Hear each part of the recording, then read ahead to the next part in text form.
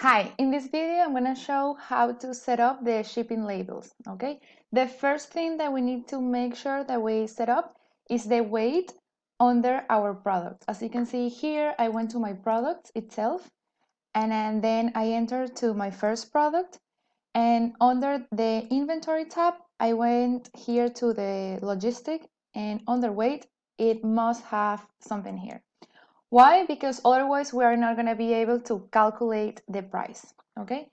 What I also did is that I went to my app store and then I download the USPS app. This one is already installed. And as you can see, if I type shipping methods, then I go here, I have all my options or all my carriers that we can use. In this case, of course, as I mentioned, we're going to be using a USPS. But we also have FedEx, and then you can see other options that we also have. What else is important? It's important that your company needs to have a complete address, and then also the company that you're going to be selling, you will need to have the complete address as well, okay? So I'm going to do an example. If I go to my sales order, I can start with a quotation or with a sales order. A quotation is now converted in a sales order, so we can start here from a quote. As you can see, if I select my client and I click here, I'm going to be able to see the address of this client. Okay, so we are set up here, and then I'm going to pick the product. Okay, and as you can see here, I have the option to add shipping. Okay, so I'm going to click there. Here I can see all my delivery options that I have. I'm gonna pick and the price is already calculated, let's say with this one, but let's say that in this case we offer this other option. As you can see, the cost is 0, but if I click here, get rate, it's gonna tell me how much the rate is gonna be. So let's say that this customer picked that option, so I'm gonna add that.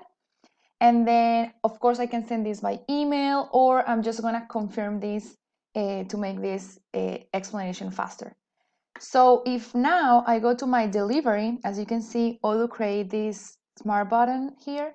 So if I go to my delivery, here I can see that it's ready, but it's not validate yet, but it's ready to deliver.